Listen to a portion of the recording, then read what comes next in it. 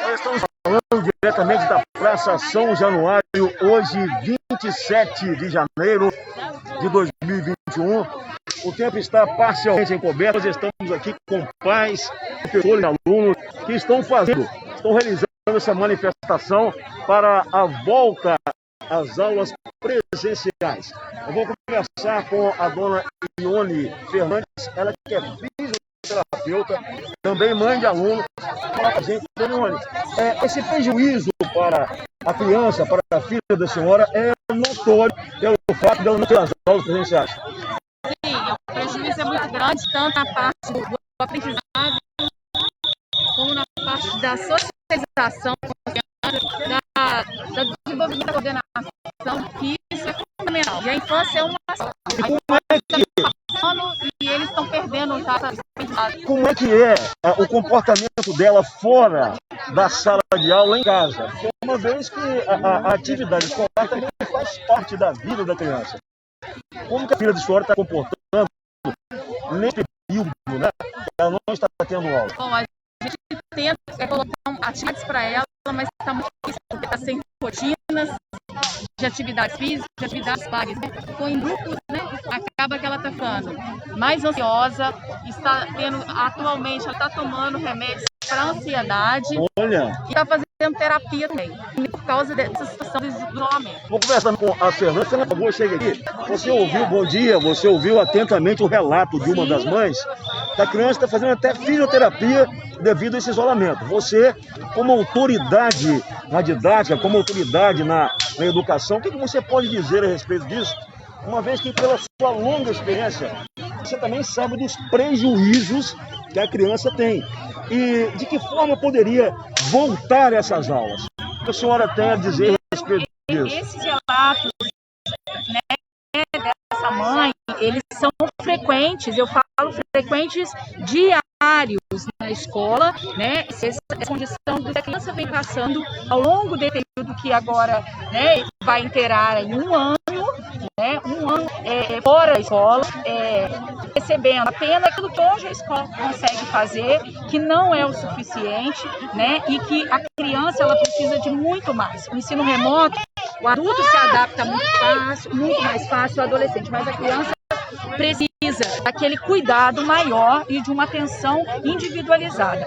Hoje, o que a gente busca é um retorno gradativo, facultativo, para aquele pai que acredita que a criança vai estar em segurança, que já teve acesso a todos os dados da ciência e que sabe que esse retorno pode acontecer com distanciamento, com um grupo pequeno, com sistema de rodízio.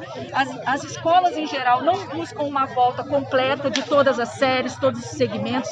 A escola busca o retorno gradual e pautado na ciência e com todo o controle para que a gente não tenha proliferação do vírus. Jamais a gente quer isso, é de uma responsabilidade muito grande e é por isso que as escolas estão se programando e respeitando também o direito dos funcionários, dos professores, daqueles que são grupo de risco, que ainda não estão prontos para voltar. A escola tem planejamento para estar suprindo aí, né, essa condição bem do profissional que ainda não está pronto, né? Então a nossa busca é por voltar, dar qualidade na aprendizagem, retomar as atividades das crianças, que é algo fundamental para o desenvolvimento delas, porque o prejuízo já foi grande demais, porém com cuidados. Eu quero saber também com o doutor Bruno Fusaro. Como é que é o nome da princesinha, Bruno? Claro. Você quer voltar para aula? Muito. Por que você quer voltar para aula? Porque faz falta e porque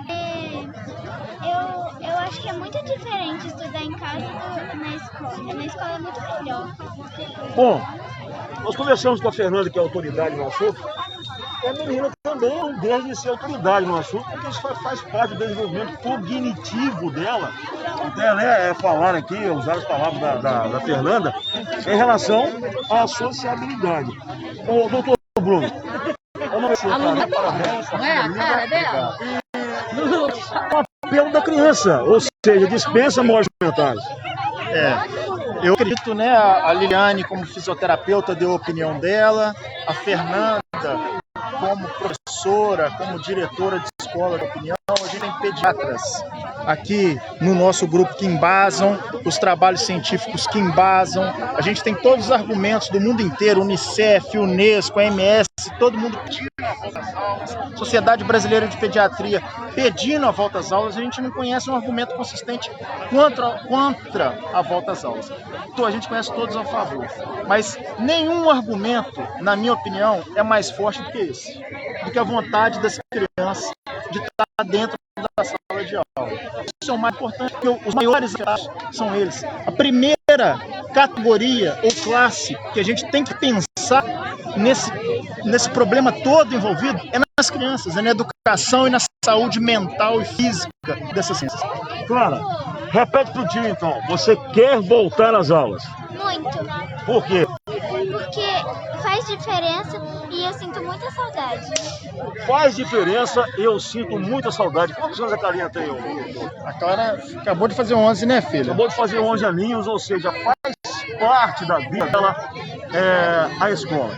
Não está presente aqui, pelo menos não estou vendo, mas deve chegar, o professor Samuel Gazola, que é o secretário municipal de saúde, e que também é solidário nessa causa, de educação, e que também é solidário nessa causa. Segundo ele, a criança perde 4 anos de sua vida até entrar novamente nos moldes da educação. Então a gente reforça aqui o pedido desses pais, o pedido dessas crianças, através da Clara, para que as autoridades se empenhem também nessa causa e que as aulas possam voltar. Eu sou o Luiz Carlos, estou falando diretamente da Praça São Januário, no dia 27 de janeiro de 2021, no Fala Cidade Gente, da UniTV Minas, ao vivo, um jeito novo de ver TV.